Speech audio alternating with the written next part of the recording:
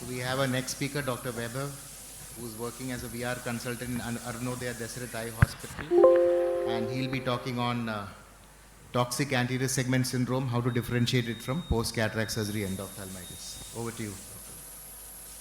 Thank you very much. This is an interesting session for those who are going to be here. I think it's going to be something which is going to be more of a real life, real world update so that we learn something from this 1 hour journey. So before diagnosing endophthalmitis, it's important to differentiate from TAS. So there are certain key important elements. So TAS or toxic anterior segment syndrome is something which is acute and sterile. That's what we should know. It happens immediately post-operatively and it's an acute condition. There is basically inflammatory reaction in the anterior segment, and that is what is the differentiating feature. The vitreous is normally not involved, and the surgery is uneventful most of the times. So it can happen with multiple anterior segment surgeries, but the important thing is that it mostly happens sporadically, but there are also a cluster of cases, and mostly it's underreported because a lot of practicing surgeons, just a little bit of inflammation post-surgery, they don't document it and they don't report it. That is the major concern that happens, because it's very important to document and inform your fellow colleagues, because they also might be using the same batch of IOL or viscoelastics. So finding the culprit is very important, because though it does not seem to be as severe as endophthalmitis, but you can lose the endothelium and you can lose the eye as well. So there are a lot of long-term outcomes, which I also was surprised after reviewing TAS literature. So Arvind showed a study of having only 60 eyes out of 26,000, which is quite a miraculous less amount, but I think they were well documented, 0.22%.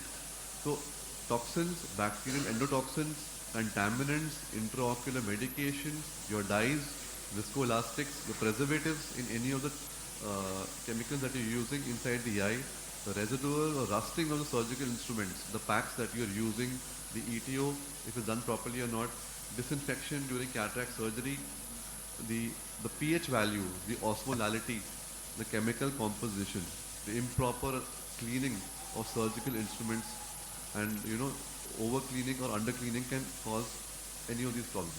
So these are the common things: the cleaning, sterilization protocols, reusage of instruments, which we commonly do, the intraocular substances that are used in the eye, the surgery related issues or medication like viscoelastics, the anti-VEGF injections, iodine that you're using, whether it goes into the eye or not, and in IOL-related contaminants that we know of. So it's a huge list. So it's sometimes very, very important. It may be difficult for you to pinpoint and trace back what the cause could be for TAS. So it's an inflammatory cascade which leads to cellular toxicity.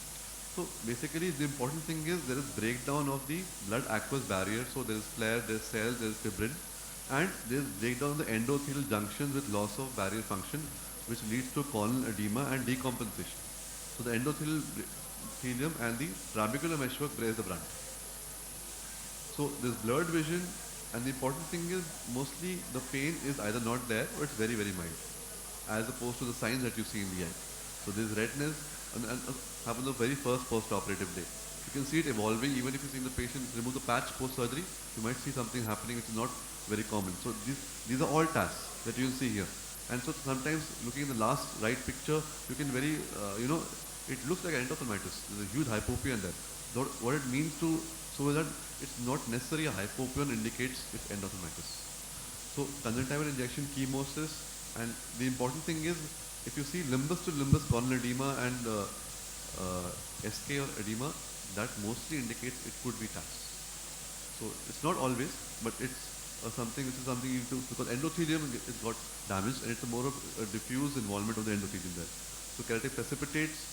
The important thing is the pupil could be fixed because there could be IOP rise and there could be ischemia of the iris, and severe anti-segment inflammation, fibrinous reaction, as well as hypopyon formation.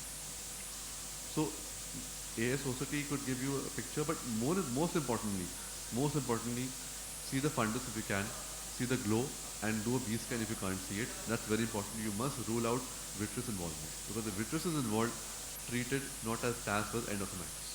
So it's important to treat it, to follow the patient the same day. You can start the patient on high dose topical steroid and see how the patient responds, even if the hypopyon is there, if it is not involved. But if there is no improvement, you must take up the patient for treatment as per endophthalmitis protocol. So corneal decompensation, dilated fixed pupils, iris ischemia, iris atrophy, pupil distortion, poor pupil dilation, raise in IOP and secondary glaucomas are very common. So topical steroids, if it's a TAS, you diagnose topical steroids, cycloplegics, mydriatics, topical NSAIDs, close IOP monitoring and starting on AGM if required.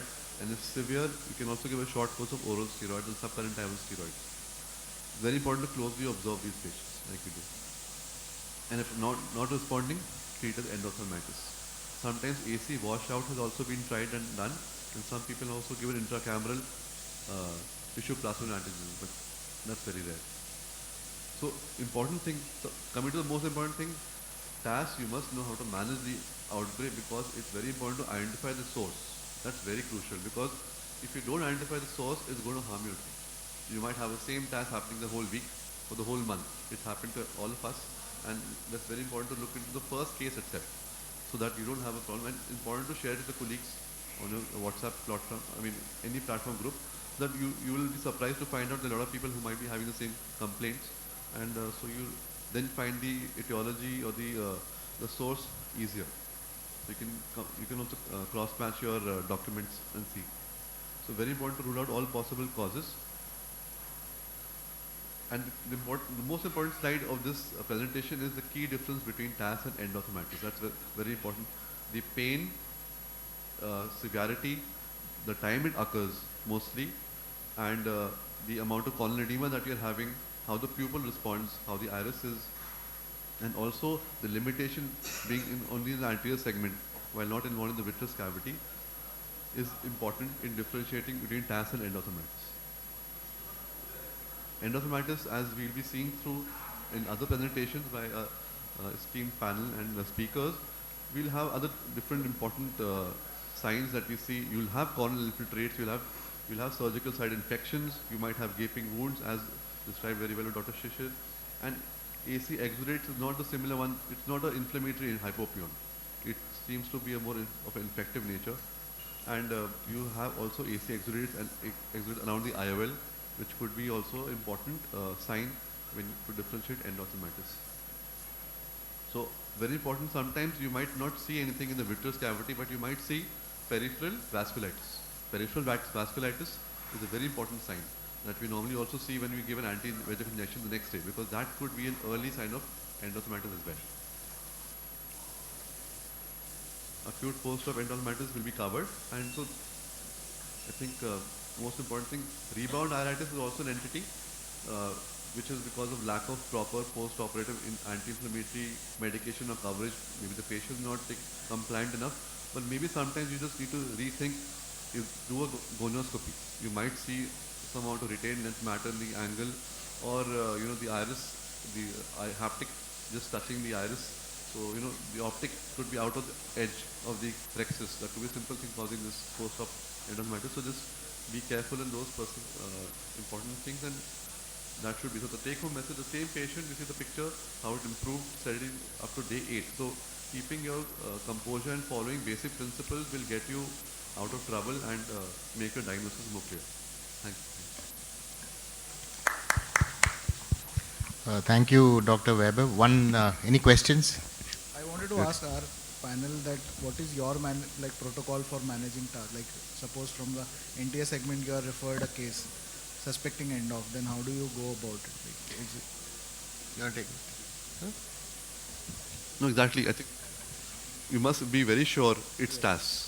That's the most important thing. And then your management remains topical steroids. Normally I put it on every 15 minutes steroid or even half an hourly steroids initially, call the patient the same evening, see how the patient is responding. If the patient should improve by that time, there should be some improvement to show that you're, to confirm a diagnosis. In case by the next day also there's no improvement, hypopyon stays the same, then most likely it's not going to be TAS. Most likely it's endophthalmitis. So you must take up the patient and treat the patient, take the AC tap vitreous biopsy and give intravitreal injections.